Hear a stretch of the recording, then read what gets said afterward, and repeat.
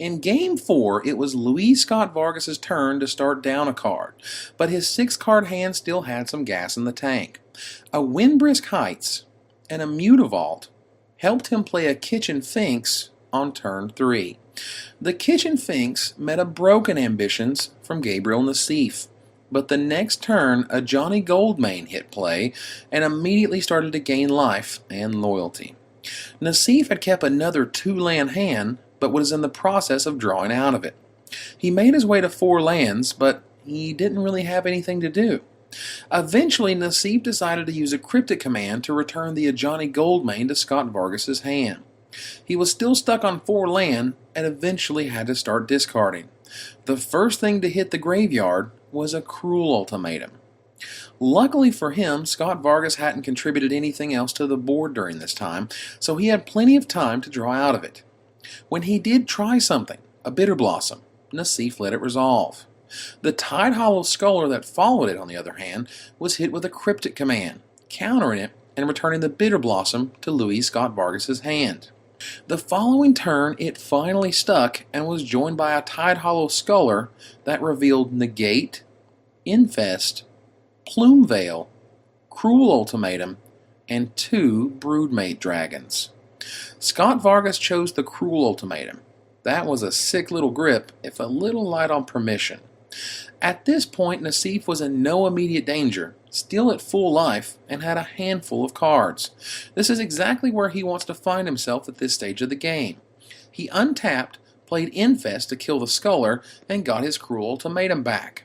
Scott-Vargas just made a fairy token with his Bitter Blossom and threw some Kithkin on the table with a Cloud Goat Ranger. He now had enough creatures in play to activate his Windbrisk Heights, which could be very dangerous. Nassif added a Plume Veil to his side at the end of his turn, and then played a Broodmate Dragon now that he could leave Negate mana up. With his army assembled, Scott-Vargas attempted an Ajani Goldmane. Nassif thought for quite some time about the situation he was now put in. He only had a Negate for protection, and a head games here would just be absolutely devastating. Unfortunately, the enhancement for Scott-Vargas' creatures would be devastating as well, especially given that he had no mass removal. Eventually, after being urged to a decision by the judge, he decided to let the Planeswalker resolve. With Ajani's help, Luis gave his whole team, including an activated Mutavault, some counters and passed the turn. Nassif attacked Ajani Goldmane with both of his dragons, but a couple of fairy tokens jumped in the way. He enlisted the help of another Broodmate Dragon to help get past Scott-Vargas' defenses and had Ajani before it was too late. But Scott-Vargas' terror killed the new dragon token before it had been down for 5 seconds. During his turn, Scott-Vargas ran the same trick as last turn, simply activating his Mutavault and adding counters with his Ajani. Now, all of Scott-Vargas' creatures save a lone fairy token were at minimum 3 3s, so Nassif was drawing to Wrath of God to clear them away. He had to think for a long time before coming to a decision. Ultimately, he chose to send all of his dragons to attack Ajani. Scott-Vargas chose to activate his Cloud Goat Ranger to give it +2/+0 and flying, then blocking one of the dragon tokens so Nassif couldn't get a Broodmate Dragon with his Cruel Ultimatum and let the others through to off the Planeswalker. The Cruel Ultimatum resolved, filling Nassif's hand and leaving Scott-Vargas with only 1 card in hand. The card he was left with just happened to be an Elspeth Knight Errant, which prompted a resigned puff of a laugh from Nassif as it joined the stack. He did have a negate for it, but he clearly wasn't happy. After attacking, Scott-Vargas revealed the card that Nassif had been playing around all game from underneath his Windbrisk Heights. Head games, exactly like he had expected earlier. Nassif was in a hurt lock, and he was going to have to once again trust his deck to provide for him. His first draw, a Vivid Creek. Not exactly an answer. He swung in with one of his dragons to keep Scott-Vargas' fairy token population under control.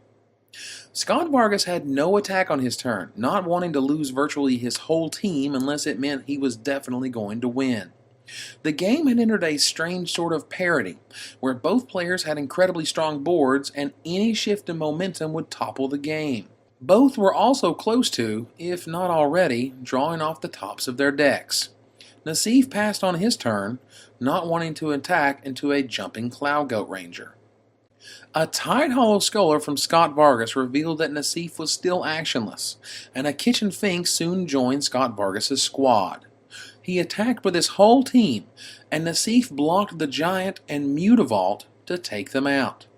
When Nassif drew his card for the turn and it turned out to be a Mulldrifter, Scott-Vargas declared that it was a game breaker.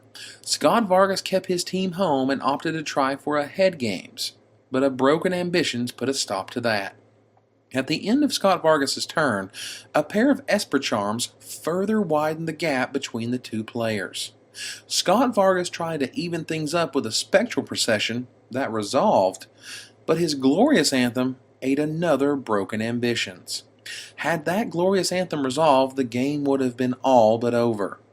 Instead, he was forced to attack with a slightly smaller team than he was hoping, and Nassif killed the next to last of his Kithkin tokens with his last dragon, as well as killing the Kitchen Finks, for the first time, with his Mulldrifter.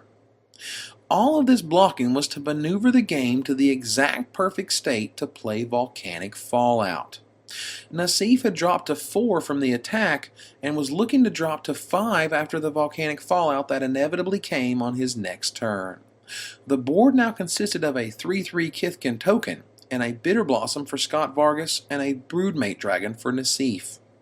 He added a Mulldrifter to his side and passed the turn. Scott-Vargas played a Glorious Anthem, to which Nassif responded with a Volcanic Fallout, dropping him to 5 and clearing the skies for the dragon. Knowing that the last point of damage was going to come from his own Bitter Blossom, Scott-Vargas conceded. The match is now tied, 2 games apiece.